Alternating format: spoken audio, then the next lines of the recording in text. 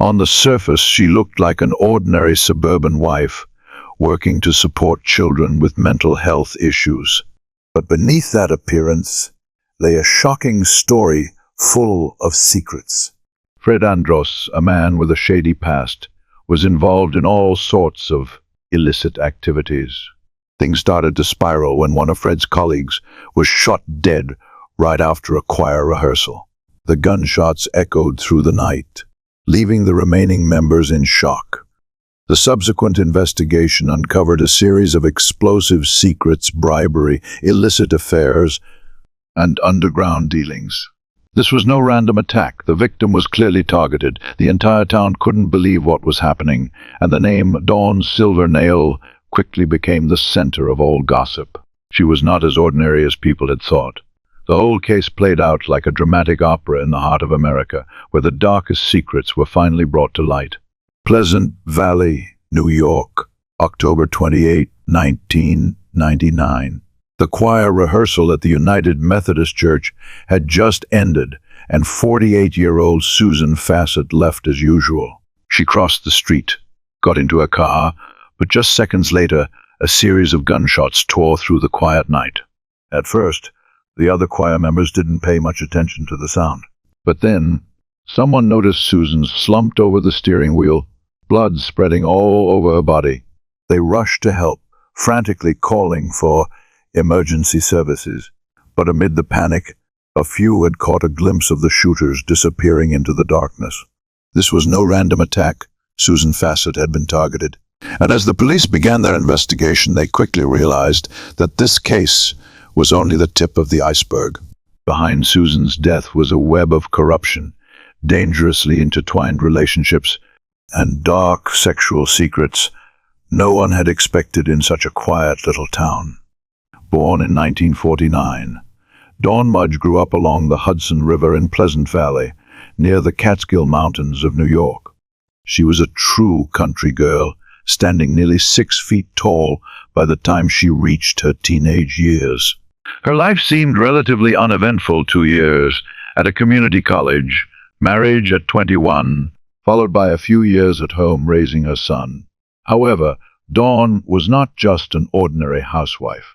She built her own career, working for a non-profit organization. Additionally, she was a passionate singer who frequently performed on the radio, delivering country western hits that had once topped the charts. On CB radio, she was known as Delta Dawn. In 1977, at the age of 28, Delta Dawn began chatting over the radio with a mysterious man who called himself Neptune. What seemed like a casual encounter turned out to be the beginning of an entirely new and unexpected chapter in her life. Fred Andros was only 5 feet 6 inches tall, nothing like a god, but the nickname Neptune still fit him perfectly. As the head of the water department, Fred held considerable power and did not hesitate to use it for personal gain. Rumors of bribery and corruption surrounding him were not uncommon. Although he was married, Fred was notorious for being a womanizer. He liked many different women. His charm did not come from his appearance, but from his power and his smooth way of talking. At first, the relationship between Fred and Dawn seemed harmless. They simply talked over CB radio. Fred even brought his wife to listen to Dawn sing. They got to know each other and became friends. But then, the thin line between friendship and an affair quickly disappeared. Dawn did not love Fred. To her, he was just a means to get what she wanted. Whenever she needed something, Fred was always ready to help, and that was what gave him a certain level of control over her. However, not every gift that Fred asked for was physical. Sometimes it was just seemingly simple favors. By the way, can you take this outside for me? Or can you drop this off at Joe Smith's house? The envelopes Dawn delivered seemed harmless, but in reality, they contained cash money obtained from the bribery and extortion schemes that Fred ran. When her first marriage ended in divorce, Dawn continued meeting Fred and carrying out his illegal errands for a decade. Even after she remarried in 1992 to Ed Silvernail, a kind man, Dawn seemed unable to let go of the thrill of infidelity. But by this time, Fred's life was about to get much more interesting, far beyond secret meetings or envelopes stuffed with cash. Things started to get serious in 1997, when a body was discovered floating in the Hudson River. The dead man was an inspector, and immediately there were rumors that this was not a suicide. The interesting thing was that it was Fred himself who helped spread those rumors. He hinted that this death might have been a planned execution, suggesting that he had some connection to it. Whether that was true or not remained a question, but these rumors caught the attention of the feds. However, what the FBI was truly interested in was not the bribery network or the illegal activities within Fred's water department. Those were just the surface. What they wanted was a bigger fish, a powerful figure whom Fred had ties to. And to get to this person, the FBI needed Fred to cooperate. So, they began to put pressure on him. By the spring of 1999, the feds had gathered enough evidence to force Fred to comply. He admitted to some close associates, "I need to tell you guys that I might get arrested." But in reality, this was not a big shock to anyone who knew Fred. Seeing that the situation was beyond saving, Fred quickly secured a deal that allowed him to avoid prison, though the price was his career. In May 1999, Fred resigned, and just a day later, he officially pleaded guilty to 1 count of conspiracy. But the case didn't end there. Fred Andros's downfall was about to be overshadowed by an even more shocking scandal. In Poughkeepsie, a case involving another town official, Susan Fassett, was about to explode. Her death was not just a personal tragedy, it revealed the truth behind the seemingly peaceful facade of the town. The first clues in the investigation of Susan's death quickly hit dead ends. The townspeople seemed determined to remain silent, hiding something. But then the police unexpectedly found another suspect along with a shocking secret and a truth that could change everything. Pleasant Valley, New York, October 28, 1999. Susan Fassett was shot dead in the parking lot just after leaving a choir rehearsal. She had just sat in her car and fastened her seatbelt when a cold-blooded killer opened fire and fled. Within minutes, police and emergency medical technicians, EMTs, arrived at the scene. Susan was still breathing, and the EMTs did everything they could to keep her alive. Meanwhile, investigators quickly followed a crucial lead. Some choir members had seen the suspect fleeing. They spotted a car speeding up the hill and even managed to record part of the license plate. After checking security cameras, the police found an alarming result. The car belonged to Jeff Fassett, Susan's husband. Suspicion immediately fell on Jeff. He owned a gun, and more importantly, he was a police officer. Law enforcement quickly surrounded Jeff's house with extreme caution. When he realized the police were outside, Jeff remained calm, speaking on the phone and hinting that he was armed. Meanwhile, at the hospital, Susan Fassett was fighting for her life. But then the SWAT team took action. They stormed the house and arrested Jeff Fassett while he was still armed. Under heavy security and armed surveillance, the police escorted Jeff out of his home and took him straight to the nearest police barracks. Jeff Fassett firmly denied any involvement in his wife's death.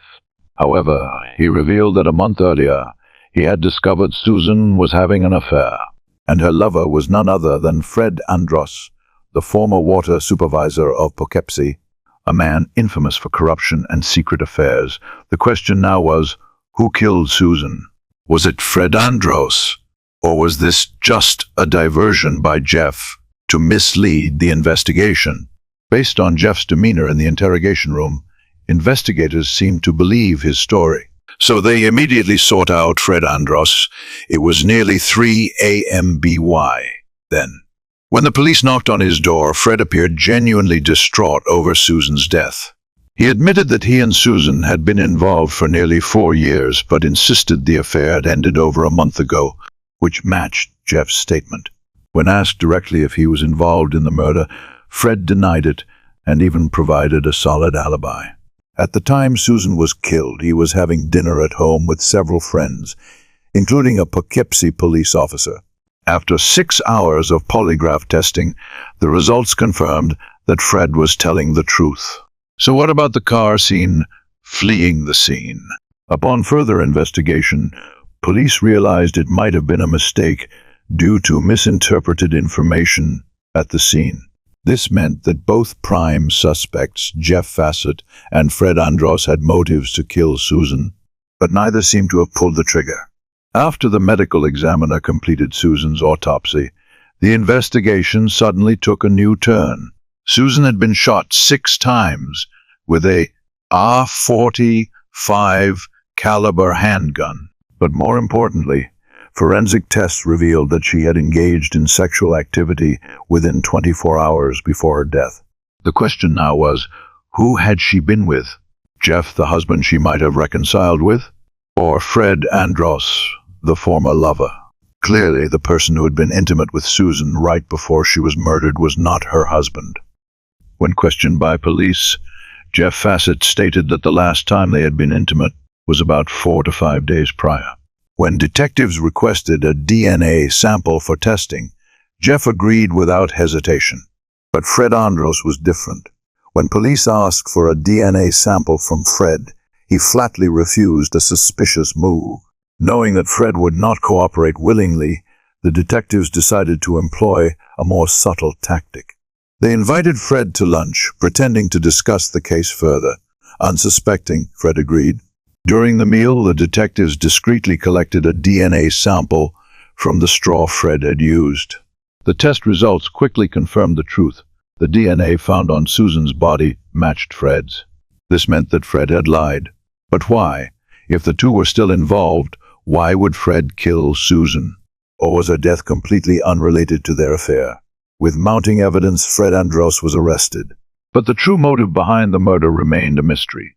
Did Susan hold a dark secret that threatened Fred, something that could jeopardize the plea deal he had signed with the federal government?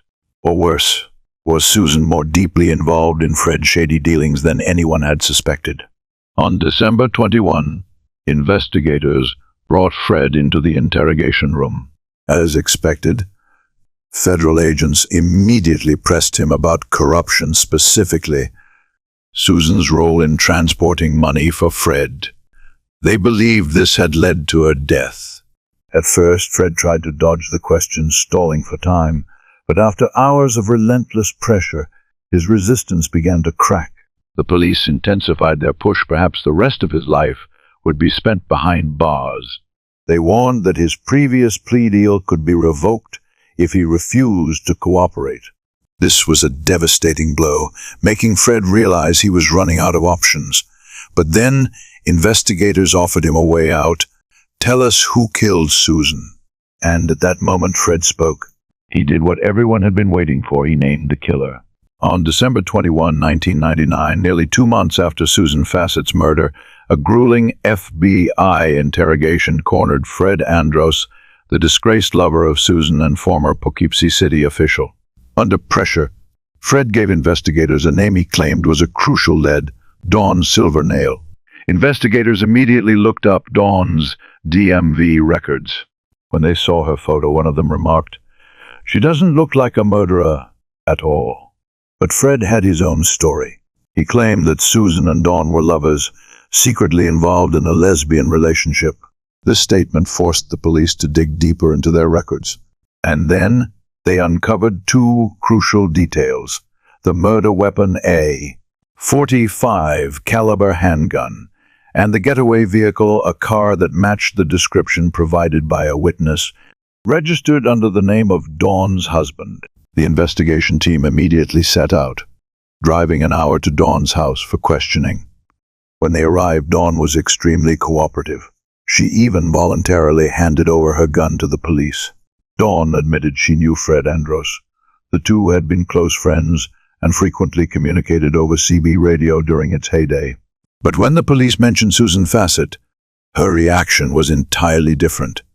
Dawn insisted she had never met Susan. When investigators revealed that Fred had named her as the killer, Dawn's face showed pure shock. He said, "What?" Dawn Silvernail couldn't believe that her longtime friend would throw her under the bus like this. Considering Fred Andros's shady reputation, the fact that Dawn Silvernail was a married woman, and most importantly, that she had voluntarily turned over her gun, police leaned toward believing her. But when investigators sent the gun for forensic examination, they immediately noticed something suspicious.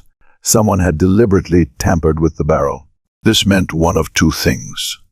Dawn was indeed the killer, or someone had borrowed and altered her gun to frame her. On December 28, when police summoned Dawn Silvernail for another interrogation and informed her that her gun's barrel had been tampered with, her demeanor immediately changed. She became more anxious, more concerned, and above all, more honest. Dawn admitted to having an affair with Fred Andros, but she insisted it was not love. It was a form of repayment. The shocking truth began to unfold. Fred not only had a relationship with Dawn, but also paid her to sleep with his friends. Not all of Fred's friends were men. In the summer of 1999, Fred made a new offer. "I want you to sleep with a woman I'm seeing, and I'll record it. I'll pay you $350 in cash." That woman was Susan Fassett. However, by the end of the summer, Susan wanted out.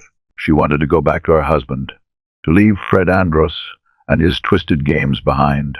But Fred wouldn't allow it. Dawn admitted that she pulled the trigger, but not alone. Fred was the true mastermind. He didn't just blackmail her, he started making threats against her family.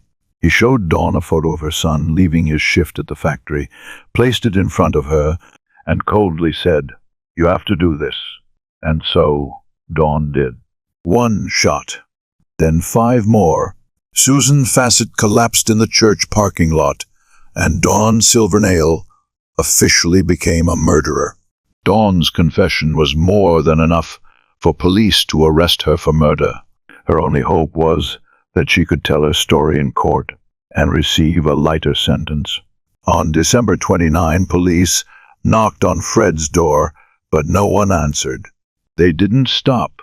A team of investigators entered the house, searching every corner. All signs indicated that Fred had been there.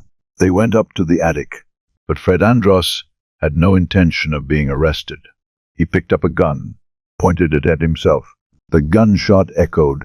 When police stormed in, they found only Fred's body on the floor, blood spreading across the room. Fred Andros had taken his own life. On January 29, 2001, at the Dutchess County Court in Poughkeepsie, the trial for the mastermind behind Susan Fassett's murder officially began.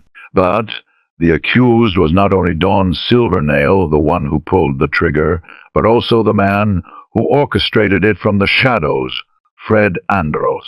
A year earlier, Fred had attempted suicide to escape justice, but fate was not on his side. He survived, his face left so disfigured by his injuries that he was barely recognizable. Today, he entered the courtroom to face justice. Dawn Silvernail was not present at the start of the trial. She was isolated, waiting for her turn to testify against Fred, whom she insisted was the real mastermind. She had agreed to a deal with prosecutors. Her life sentence was reduced to 18 years in exchange for her testimony. As the trial began, prosecutors laid out a sharp argument. Fred Andros had planned Susan Fassett's murder when she dared to leave him. He had manipulated everything. But Fred pleaded not guilty, shifting all the blame onto Dawn, painting a narrative that she was the mastermind, that she acted out of hatred. However, when Dawn took the witness stand, the horrifying truth was finally revealed. Her voice trembled, but every word cut through Fred's facade. "I'm sorry for killing that woman," she choked out, eyes filled with regret. Then she told everything.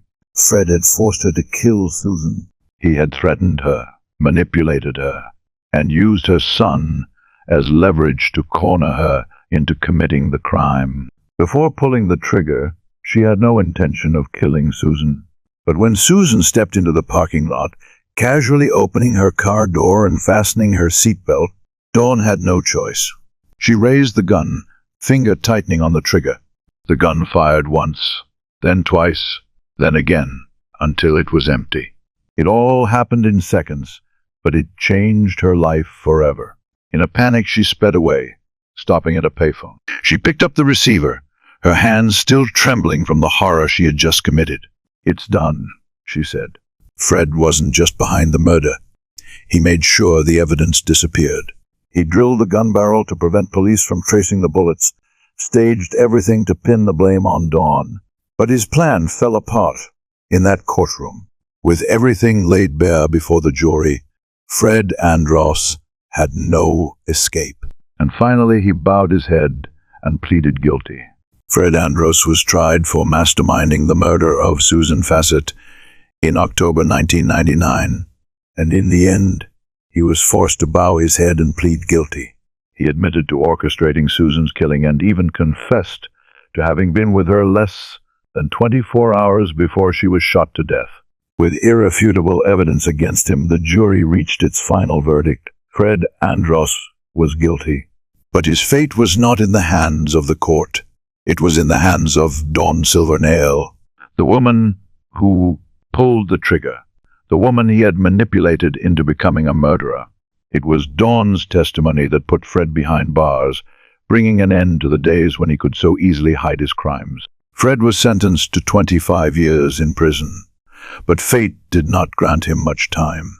Less than 2 years after his conviction, Fred Andros collapsed from a heart attack in prison, marking the end of a man who had once held power but was ultimately undone by his own sins. Following Fred's death, his daughter accepted the jury's verdict, making no attempts to defend or restore her father's name.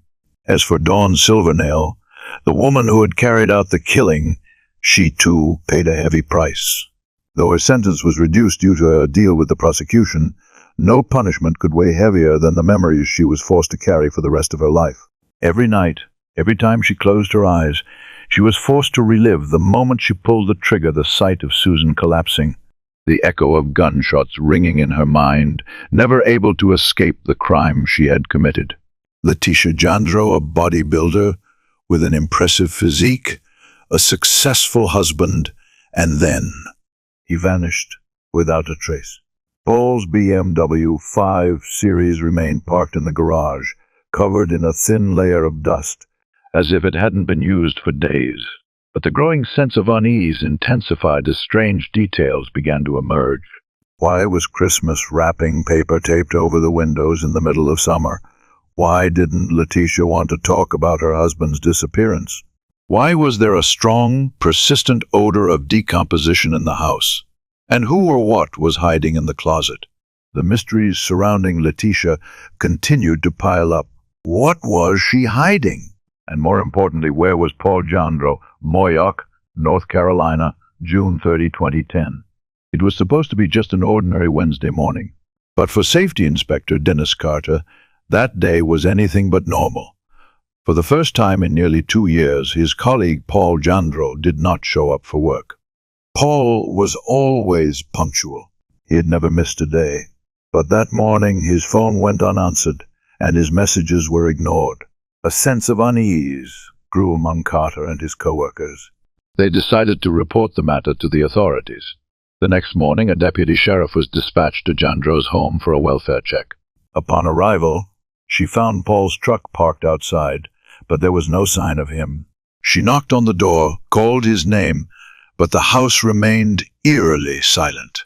Concern deepened when Paul's colleagues suggested calling his wife, Letitia Jandro, an employee at a defense contracting firm. However, when the police contacted Letitia at Blackwater, she simply stated that she hadn't seen her husband that day and had no idea where he was. Things took an even stranger turn when, shortly after that phone call, Letitia, the 37-year-old wife, also vanished without a trace. A husband and wife disappearing within the same time frame, no clues, no explanations. Although she was once an outstanding high school athlete, Letitia Jandro never attended college. The former track and field star had gone through 2 failed marriages before meeting Paul Jandro in the summer of 2002. At the time, Paul, 42 years old, was preparing to leave the Navy after more than 20 years of service. He retired with the rank of commander and quickly started a new career at a defense contracting firm in Norfolk. But Paul was not a typical retiree. With his extensive experience, he adapted easily to his new life. The first time he met Letitia, he was immediately drawn to her. At 29, she had a toned, muscular physique and an energetic presence. In fact, Letitia was even stronger than Paul. They quickly became workout partners, and within weeks, their relationship evolved beyond just training together. Less than a year later, on June 28, 2003, Letitia and Paul officially married, marking the beginning of a new chapter in both their lives. Letitia always exuded toughness, while Paul was friendly and approachable. When meeting Letitia for the first time, she barely interacted with anyone, reserved, distant. In contrast, Paul was cheerful and easygoing. Despite their contrasting personalities, they stayed together. Paul had a stable income at Bay, and Letitia also transitioned into the defense industry, joining a private training facility operated by Blackwater USA, one of the largest military contractors in the country. Their life seemed to be going smoothly, stable careers, a promising future. But then, tragedy struck, one that would test their marriage in ways no one could have foreseen. In 2006, after a long struggle with infertility, Paul and Letitia finally received good news. But their happiness was quickly overshadowed by tragedy. In July, Letitia went into premature labor. The twins could not be born healthy. One baby did not survive before birth, and the other lived for only 42 seconds. The immense pain devastated Letitia. She fell into deep despair and developed post-traumatic stress disorder, PTSD, from the loss of her children. To cope with the grief, Letitia threw herself into training, doubling her hours at the gym. She immersed herself in female bodybuilding competitions and won, channeling her pain into a relentless drive to push herself beyond her limits. Paul was proud of his wife's achievements. He kept photos from Letitia's competitions and even built a home gym in their Moyoc house to support her training. He did everything he could to encourage and motivate her, but instead of bringing them closer, the distance between them grew. Paul's friends began to notice something. He was no longer Letitia's husband. He was becoming her trainer. By 2008, 2 years after the tragic loss of their twins, Letitia had become so independent that she was emotionally distant from her own husband. They rarely spent time together, like two ships silently passing in the night. Paul slept in an upstairs bedroom while Letitia spent her nights downstairs. They lived under the same roof, but in reality, they were completely separated. She had her own life. So did he. Paul grew increasingly frustrated with the arrangement. After nearly 8 years together, he had endured enough. Perhaps he wanted to leave. Perhaps he was ready to move on. But the question was, would he ever get the chance? Because just days later, Paul vanished, and Letitia began acting strangely. There was Christmas wrapping paper taped over the windows despite it being July. She refused to talk about her husband's disappearance, and a putrid smell of decomposition began creeping through the house. Even so, she agreed to take time off work and return home to meet with the police. When Letitia arrived at the house, she and the female deputy entered together. The house was a mess. There was no sign of Paul. From the moment his disappearance was reported, Paul's colleagues and neighbors felt that something was wrong. 2 of his co-workers decided to drive to his house to check on him. As they pulled into the driveway, a bizarre sight unfolded before them. All the windows were covered with Christmas wrapping paper in the middle of summer. Inside, they found Letitia standing in the dark. The lights were off. Every window was sealed shut. But the strangeness didn't end there. Letitia was wearing a cloak, pulled up to cover most of her face. Dennis, one of Paul's co-workers, stared at her and asked bluntly, "Have you seen Paul?" "Yes," Letitia replied, but Dennis didn't believe her. He met her gaze, his eyes sharp. "I don't believe you." The accusation made Letitia furious. The atmosphere became unbearably tense. The Christmas wrapping paper on the windows, Letitia's reaction. The vague accusations about Paul. Everything felt terribly, horribly wrong. Dennis and his colleague quickly left the Jandro home. And as soon as they stepped outside, the door slammed shut behind them. However, Dennis didn't go straight home. His instincts told him something wasn't right. So he spent time talking to Paul's neighbors, hoping to uncover some clue. The next day, on July Honest, Paul's co-worker, Kyle Cheatwood, along with another employee from Bay Systems, decided to drive down to his house for another check. When they arrived, Paul's truck was still parked out front, but what caught their attention was the person unloading items from the truck. It wasn't Paul. It was Letitia. What was she doing with her husband's truck? And why did her every action radiate an air of secrecy? Kyle immediately contacted the authorities. When the police arrived, Letitia seemed irritated. She claimed she was just cleaning up. When asked about the furniture, she gave a curt response, "There's nothing." She even allowed the detectives to check the trunk of her car, as if she wanted to prove she wasn't hiding anything. But soon after, her demeanor shifted, agitated, snappy, snapping at anyone who mentioned Paul.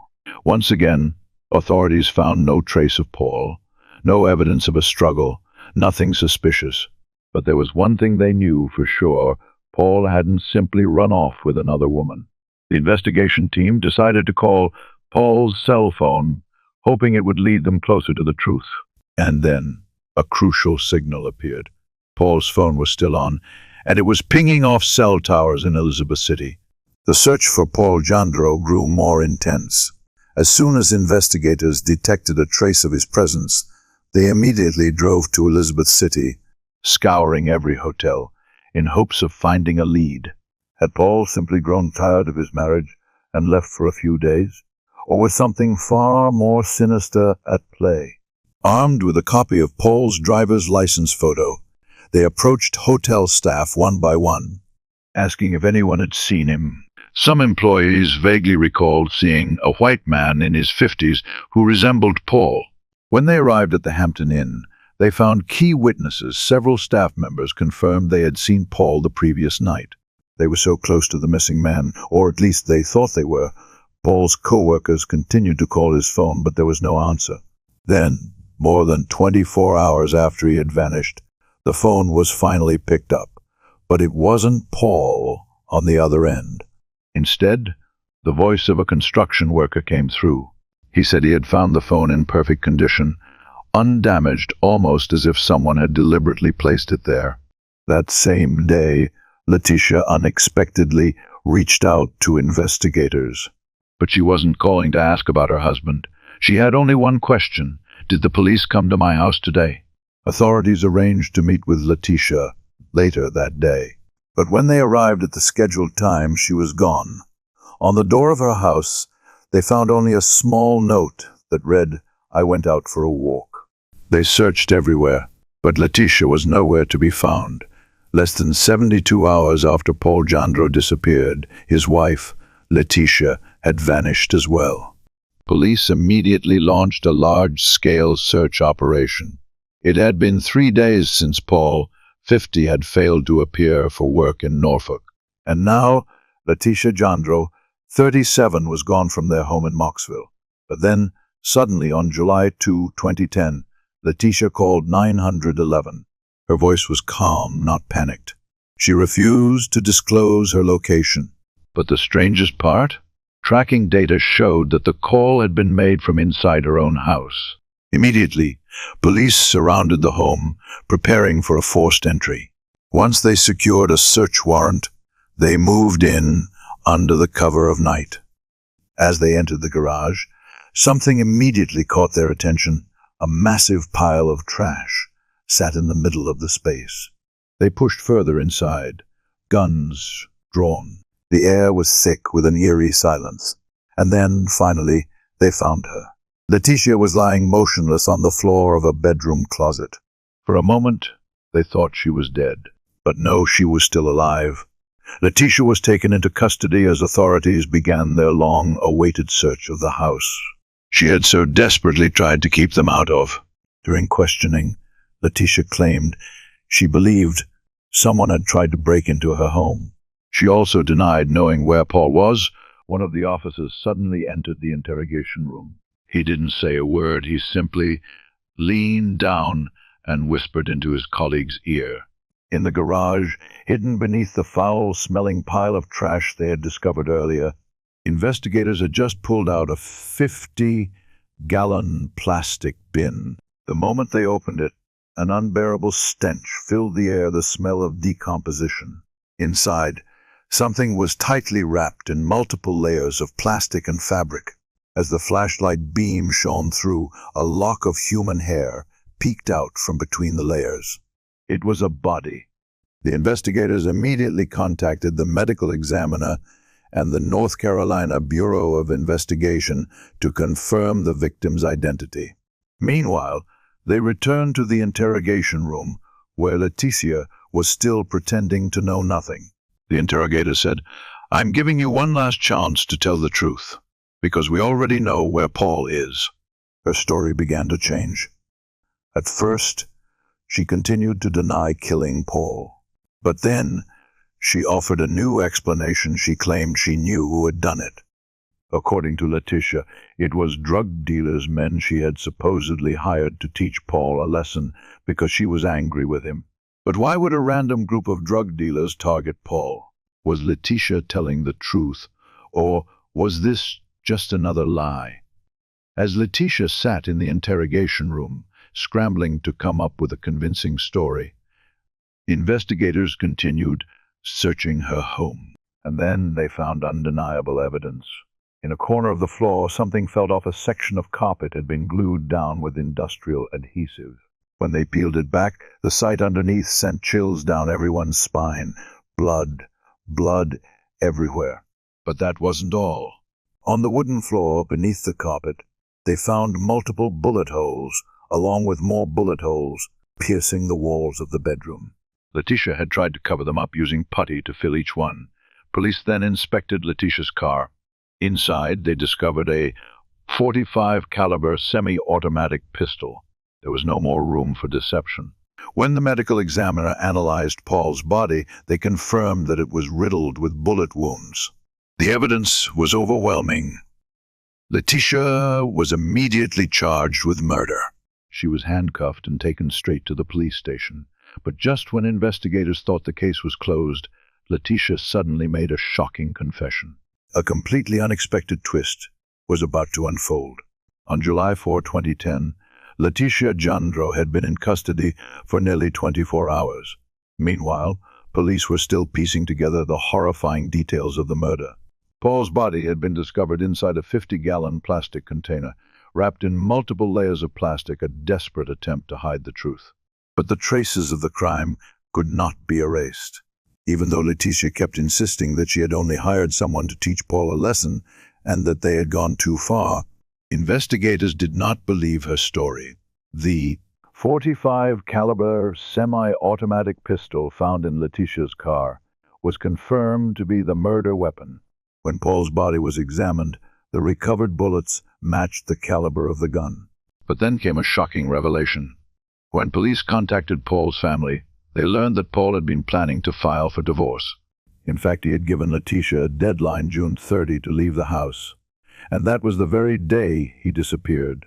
Not long after, Leticia was booked into Currituck County Jail on murder charges. But in the end, she was the one who shattered all the lies. She reached out to investigators. She wanted to talk, and her final confession changed everything. "I shot Paul."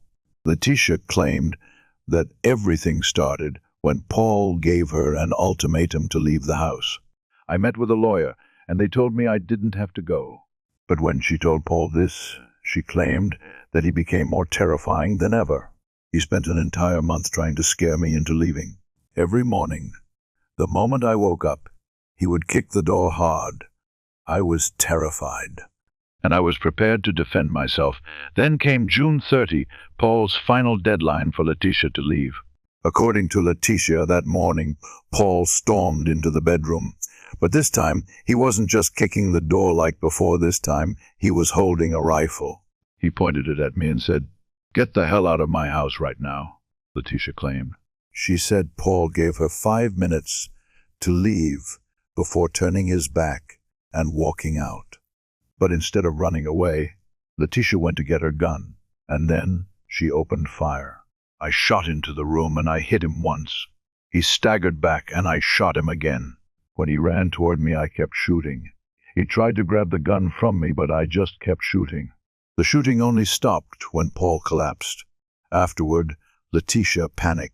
She spent 3 days trying to hide his body, deny everything, and even fabricate a story about drug dealers teaching Paul a lesson. But the evidence police found told a different story. In September 2012, the trial of Letitia Jandro officially began. The prosecution completely rejected her claims of self-defense. Paul's death was not self-defense. We believe Letitia ambushed him. She did not want a divorce, and so she killed Paul out of her need for control. Letitia's defense collapsed under the weight of undeniable evidence. Bullet holes in the floor and bedroom walls proof that she fired repeatedly without hesitation. The .45 caliber handgun found in her car, which matched the bullets recovered from Paul's body. Her efforts to cover up the crime, cleaning up blood, wrapping the body in plastic, and lying to the police. The prosecutor emphasized Paul never had a chance to fight back. This was not self-defense. This was a deliberate murder. On September 28, 2012, the North Carolina courtroom was packed. Paul Jandro's family, friends, and colleagues were all there, holding their breath as they waited for the verdict. After months of legal battles, Letitia Jandro's fate now rested in the hands of the jury. Authorities believed they had an airtight case. Backed by overwhelming evidence, Paul's body was found inside Letitia's home, wrapped in multiple layers of plastic and stuffed inside a 50-gallon tote. The bullet holes in the floor and walls suggested a premeditated murder. The .45 caliber gun recovered from Letitia's car matched the bullets in Paul's body. Letitia's shifting stories, first denying everything, then finally admitting she had shot her husband. The prosecution firmly rejected Letitia's self-defense claim, stating this was not self-defense. This was a cold, calculated murder. The jury took only 1 hour and 40 minutes to reach a verdict. What does that number say? A trial that lasted for months, yet the jury needed less than 2 hours to come to a unanimous decision. There was no doubt in their minds. And then the verdict was announced. Letitia Jandro, guilty of first-degree murder.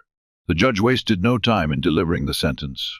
Life in prison, without the possibility of parole. Ruby in Ruffalo, a sharp mind, she almost achieved straight A's in law school.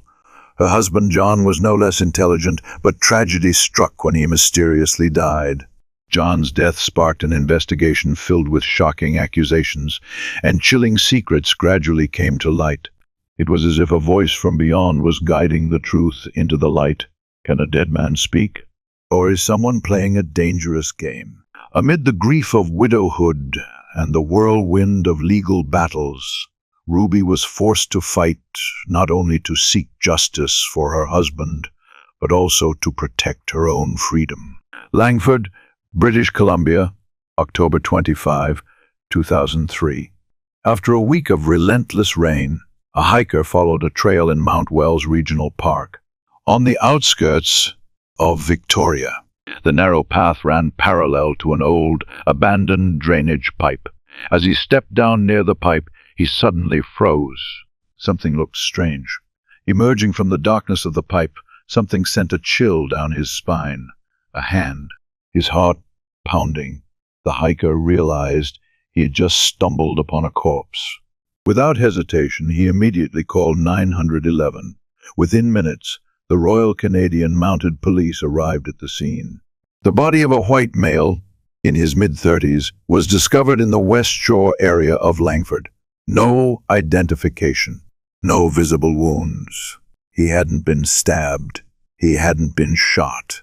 But what had killed him? The victim's identity was quickly confirmed. John Ruffalo, 36 years old, who had been reported missing 5 days earlier by none other than his wife, Ruby. Ruby Anjuba was born in 1956 in a remote community in Terrace, British Columbia. From a young age, she showed intelligence and promise, enrolling at the University of Victoria. However, upon arriving in Victoria, a familiar pattern began to emerge in her life. Ruby dropped out, got married, quickly divorced, and then fell into a new relationship. Unfortunately, both relationships were fraught with abuse. Each romance left her with a child, and by the age of 30, Ruby was struggling to raise 4 children on her own. Life became increasingly difficult, and in 1986 she decided to return to her family's farm and terrace. But 2 years later, in 1988, she left once again, this time returning to Victoria without her children. Back in the city, Ruby was determined to change her life. She went back to school, completed her degree, and it was there that she met John Ruffalo, a man 11 years younger than her. Despite the age gap, they quickly formed a bond. John was outgoing, charismatic, and passionate, while Ruby was drawn to his warmth and devotion. In April 1990, they got married. Ruby's children from previous relationships remained with their family, while she and John built a new home together, welcoming a daughter. Although Ruby had a university degree and John did not, she chose to stay home to care for their child while John became the family's breadwinner, working hard to support them. As Ruby continued to pursue her education, John became increasingly involved in real estate. However, studying law was never easy, and life wasn't always smooth. In 1998, shortly after Ruby graduated from law school, John suddenly faced charges for violating the Real Estate Act of British Columbia. Once again, turmoil struck, presenting new challenges for their marriage. John eventually broke the law and was convicted of 22 offenses. However, instead of serving prison time, he was only fined $14,000 and forced to give up his job as a prison guard. Meanwhile, Ruby's career was also struggling. Despite graduating from law school, she found herself unemployed, unable to secure a foothold in the industry. Marital tensions escalated. The relationship between Ruby and John became so distant that they no longer even shared the same bed. Long work days and the pressures of life made the household atmosphere suffocating. Even their 12-year-old daughter, Giovanna, could sense the growing rift between her parents. That summer, John seemed increasingly detached from his family. One night, he bluntly asked his daughter, "Do you want me to leave?" Giovanna, though still a child, understood that her parents' marriage was on the verge of collapse. Yet John promised her that he wouldn't go. But that promise didn't last long. Not long after, John mysteriously disappeared, leaving behind unanswered questions. On the evening of October 19, 2003, just before 11:00 p.m., the shift manager at Brink Security called Ruby Ann Ruffalo. His voice was tense as he asked, "Where's John? He didn't show up for work." Ruby was confused. She didn't know where John was, or over the phone, her bewilderment was as evident as the manager's concern. But the real worry began the next morning when John still hadn't returned home. Ruby started feeling uneasy. She turned to Vivian Kirkland, a close friend who lived in the basement apartment of her house. The two women quickly went to the police station to report John missing, but the police remained unfazed. They told Ruby not to worry because John had been missing for less than 24 hours. "Maybe he just got drunk somewhere and will be home soon," they reassured her. However, the day passed with no sign of John. By evening, when the 24-hour mark since his disappearance was reached, his family and friends were genuinely alarmed. John's phone rang non-stop. Messages flooded in. Ruby seemed to be spiraling into panic. One of her tenants recalled that she paced back and forth incessantly, so anxious she was nearly frantic. By October 22, 2 days after John was reported missing, his family began to believe that something terrible had happened. That afternoon, John's brother-in-law was refueling at a local gas station when he suddenly recognized a familiar-looking car. As he moved closer to inspect it, he confirmed it was John's car. But John was nowhere to be found. Alarmed, his brother-in-law immediately called the police. When officers searched the vehicle, They found a suspicious detail. John's wallet was still inside, along with his identification. This raised a series of questions. Why would John abandon both his car and wallet? Where had he gone? And most importantly, what had really happened to him? The police immediately tried to contact Ruby to inform her of the discovery and to ask more about John. Strangely, it took them until the next day to reach her. Shortly afterward, the police received a call from Ruby's lawyer. He said that Ruby wanted to meet with them and was willing to assist in the investigation. When Ruby arrived at the police station, she wasn't alone. Beside her was Vivian Kirkland, her loyal friend. During the interview, Ruby explained that Vivian was there for emotional support, while her lawyer accompanied her to ensure everything proceeded properly. When asked about her husband's disappearance, Ruby admitted that it was highly unusual. John would usually call me or leave a message, she said. But then she followed with an even more shocking claim. John might have been involved in a dark secret. According to Ruby, John had a habit of using drugs. She had even left him briefly because of it, but they eventually reconciled. However, she never fully trusted him. And just days before John went missing, Ruby claimed she had found evidence to support her suspicions. While cleaning the house, she discovered that John had hidden a large sum of cash, $7, taped to the back of a cabinet. But when the police searched Ruby and John's home, they found no trace of the cash she had mentioned. The $7 had vanished, and so had John. Was this merely a coincidence? Or did John have a real reason to hide the money? Were drug dealers hunting him down? A new theory began to emerge. Perhaps John was on the run due to debts owed to drug traffickers. But to the police, this scenario seemed unconvincing. John's family didn't believe it either. As investigators continued to track and verify Ruby's statements, they noticed a major issue. There was no evidence to suggest that John was a drug addict. A heavy user couldn't possibly manage 3 jobs at once. It was almost impossible. John's sister outright rejected this theory. There's no way he would just leave, she insisted, worry etched across her face. And as each day passed without any sign of John, his family began to fear the worst. Saturday, October 25, 6 days after John's disappearance, a hiker descending from Mount Wells Regional Park stumbled upon a horrifying sight: the body of a man inside an old drainage culvert. Panicked, he immediately called 911. The Royal Canadian Mounted Police quickly arrived at the scene, calling in a crime scene analyst to assist with the situation. As investigators pulled the body from the culvert, they compared it to a photo in the missing persons file. The results confirmed the family's worst fears. The deceased man was John Ruffalo. The grief of losing him was already devastating, but the way he was found left his family even more haunted. What had killed him?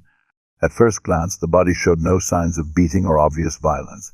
Hoping to find answers, investigators hiked up the mountain to what was believed to be the entrance of the culvert. There, they discovered discarded drug paraphernalia. This evidence seemed to align with Ruby's claim that John was a drug user. But was it really true? Had John overdosed and died tragically? The police weren't entirely convinced. Something felt off. Drug addicts didn't typically wander into the woods to inject themselves. And if John had truly been an addict, why did none of his family and friends believe it? On the night of October 26, 2003, officers from the Royal Canadian Mounted Police knocked on the door of Ruby Ann Ruffalo's home in the suburbs of Victoria. Just a day earlier, a hiker had discovered the body of her missing husband, John Ruffalo. He was only 36 years old. Ruby had reported John missing 6 days prior. Just 2 days before his body was found, she had told investigators that John was a drug addict, possibly in debt, and even suggested that he might have taken his own life due to the pressures of drugs and money. At first glance, John's death seemed to align with Ruby's statement. But was that really the case? While John's family and friends mourned his loss, investigators began asking questions. An initial theory suggested that John might have taken his own life with drugs, but there was a major problem. Many details didn't add up. If John had truly walked up the mountain to inject himself, why was his car found abandoned more than 8 miles away? And if John hadn't gone there himself, then who had taken his body up the mountain? The next question, who had done it? On October 28, 2003, an unexpected witness came forward, providing police with a shocking statement. This witness was Robert Johnson, a man struggling with alcoholism. He claimed that Ruby Ann Ruffalo, along with her close friend Vivian Kirkland, had approached him and offered him an $8 bottle of sherry, a cheap bribe, but one tempting enough for someone like Johnson. But the most shocking part was Ruby's request. She wanted him to do a special job, a gruesome task, to kill John Ruffalo. Johnson recounted that he had immediately refused. However, Ruby didn't give up. She listened to Johnson's suggestion for a more discreet method of murder, a hot shot, a lethal overdose of heroin, ensuring the victim's death without leaving any trace of foul play. This statement could not be taken lightly. Police recalled what Ruby had previously claimed, that John was a drug addict. They had also found drug paraphernalia near where John's body had been discovered. Everything was starting to connect into a suspicious plot. But Johnson's story wasn't over. He went on to reveal that on the night of October 19, the night John disappeared, Ruby had contacted him again. When Johnson arrived at her house, he was shocked to see Ruby and Vivian Kirkland standing in the driveway with John's lifeless body. Ruby had offered him more alcohol in exchange for his help disposing of the corpse. But once again, Johnson refused. He walked away, leaving Ruby and Vivian standing there with a dead body and a dark secret. If Johnson's story was true, this was a premeditated murder. But what puzzled the police was the motive. If Ruby truly wanted her husband dead, why had she only offered Johnson a cheap bottle of wine? And for someone with a law degree like Ruby, why would she attempt to recruit a homeless alcoholic to carry out her plan? As police were still considering the credibility of Robert Johnson's testimony, 2 more unexpected witnesses came forward, making the case even more disturbing. This time, it was Jonathan Horton, an 18-year-old, and his mother, Linda, a former tenant of the Ruffalo family. Linda revealed a shocking truth. More than a year and a half before John's disappearance, Ruby Ann Ruffalo had approached her son and offered him money to kill her husband. Jonathan told the police that he had immediately refused. But instead of letting it go, Jonathan's mother, Linda, confronted Ruby directly. Ruby's reaction? Not a single denial. In fact, according to Linda, Ruby even repeated the offer to her, offering to pay her to kill John Ruffalo.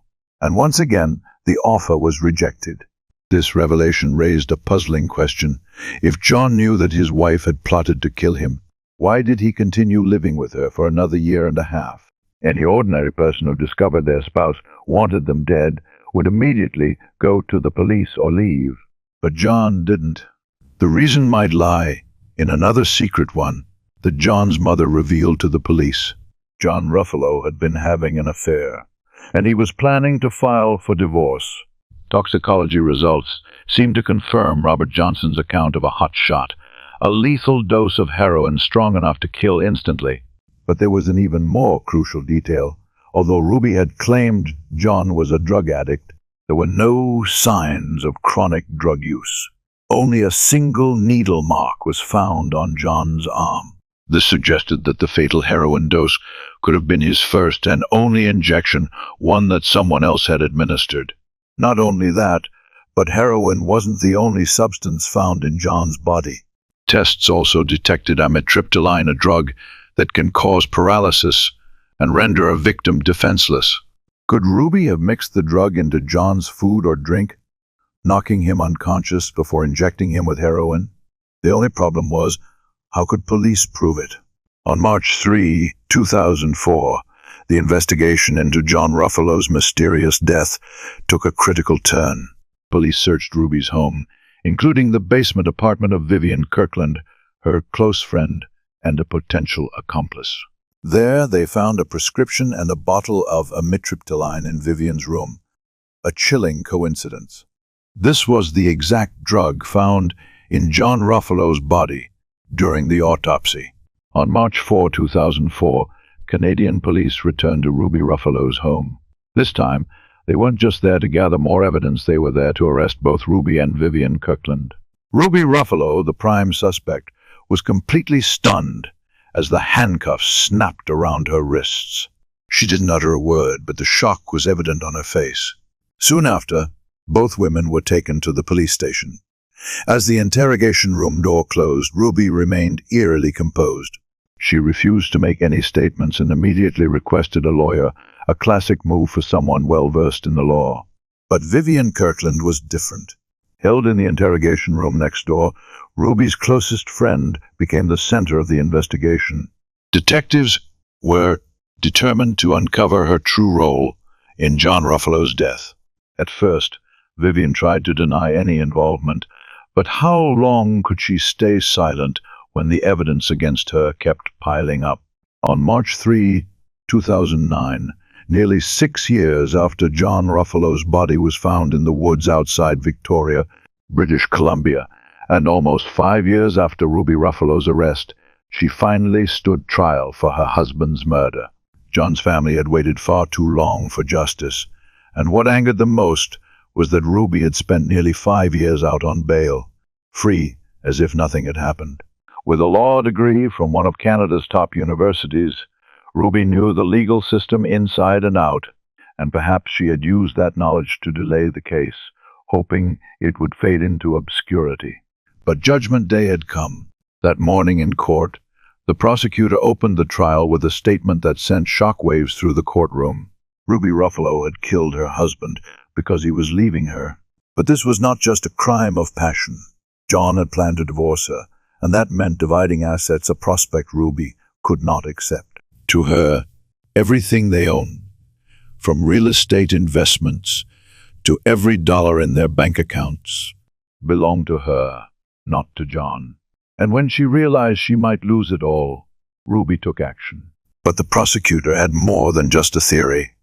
They had a crucial witness, someone who had once been Ruby's most loyal accomplice, Vivian Kirkland. After years of protecting Ruby, standing by her side like a shadow, Vivian finally broke under the weight of the investigation. She testified, exposing the entire murder plot that Ruby had orchestrated. With overwhelming evidence, on November 18, 2010, the judge delivered the final verdict. Ruby Ruffalo was guilty of first-degree murder. Her sentence, life in prison with no chance of parole for 25 years. After nearly 8 years of uncertainty, pain, and despair, John's family could finally breathe a sigh of relief. Justice had been served. The man they loved, a husband, a son, a brother, had not died in silence. Though nothing could ever replace their loss, at least they knew that the perpetrator had been rightfully punished.